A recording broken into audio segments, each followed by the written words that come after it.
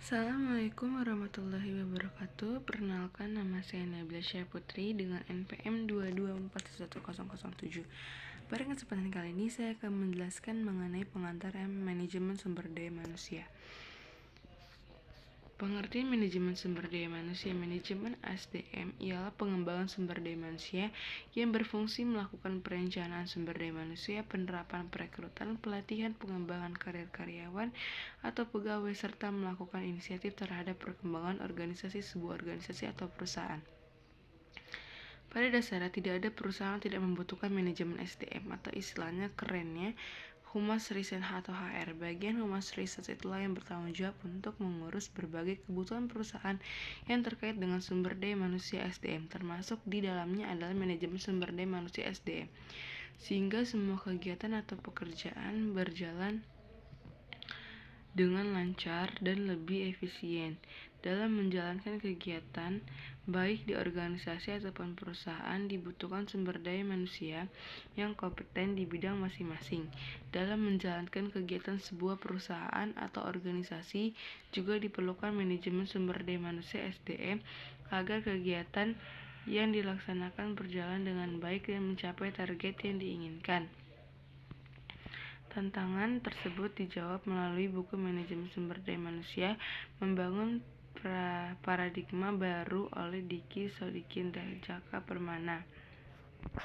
Fungsi manajemen MSDM ialah tugas manajemen sumber daya manusia MSDM adalah untuk mengelola manusia seefektif mungkin agar diperoleh suatu satuan sumber daya manusia yang saling memberi manfaat.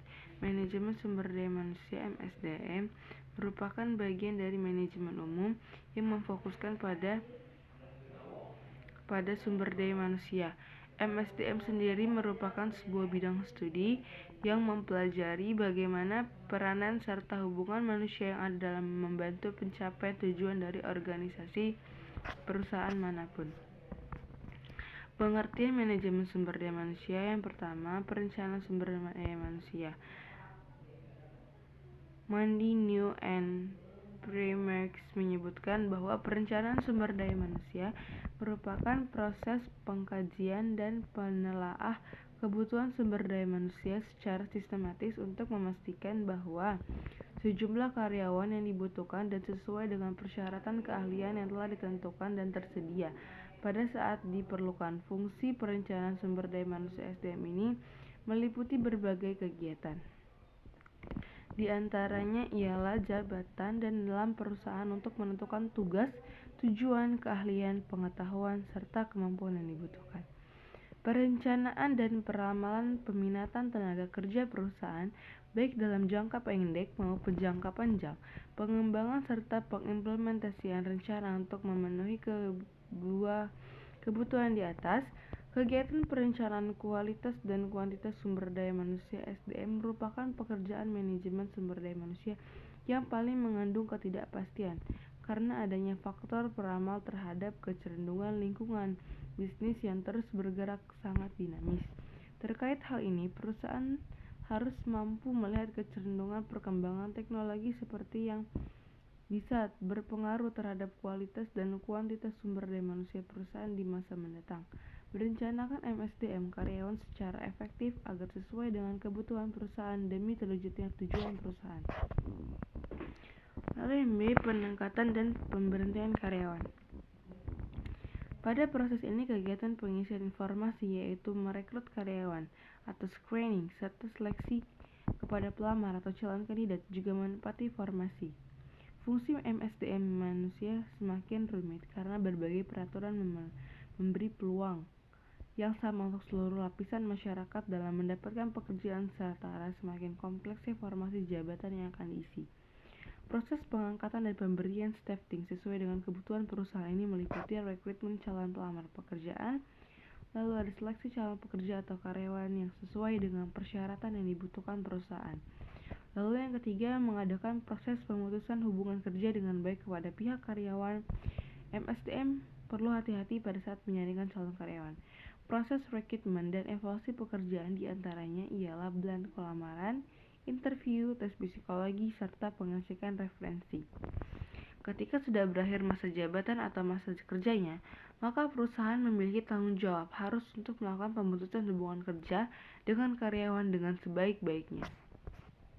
Lalu ada pengupahan tunjangan. Upah kepada karyawan dikatakan berhasil jika didasarkan kepada keadilan dan kewajaran, keseimbangan antara upah yang dibayarkan dengan pekerjaan yang berbeda dalam suatu perusahaan. Pembayaran upah yang adil dan wajar kepada karyawan atau pegawai yang berada dalam jabatan yang benar-benar sama dalam satu perusahaan. Upah pada dasarnya adalah mencakup keseluruhan penghargaan yang diterima karyawan atau dapat berupa salah satu gabungan dari upah tunjangan atau penghargaan non-finansial. Upah bisa berupa yang upah diterima oleh seorang karyawan atau pegawai atas kinerjanya. Tunjangan ialah berupa tambahan penghargaan finansial selain gaji pokok, termasuk tunjangan cuti, biaya sakit, tunjangan hari raya, serta asuransi kesehatan. Penilaian kinerja pengembangan karir. Fungsi ini dilakukan setelah karyawan atau pegawai bekerja dalam sebuah perusahaan. Tidak hanya penilaian positif, perusahaan juga mampu menganalisis apabila kinerja karyawan atau pegawai yang negatif.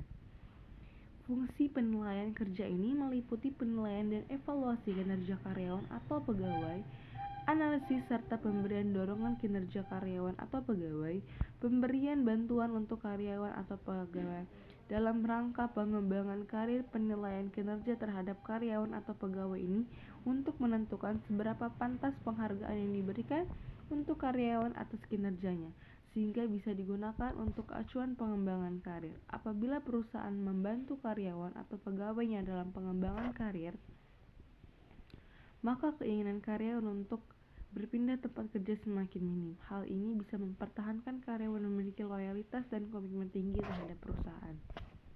Pelatih dan pengembangan. Perusahaan dapat melatih karyawan serta mengembangkan melalui prosedur formal maupun informal. Prosedur formal bisa dilakukan dengan mengenal jabatan baru atau sebagai alat untuk mengikuti perubahan secara teknologis, sedangkan prosedur informal bisa berlangsung di tempat yang diadministrasikan oleh karyawan dan senior pada proses ini.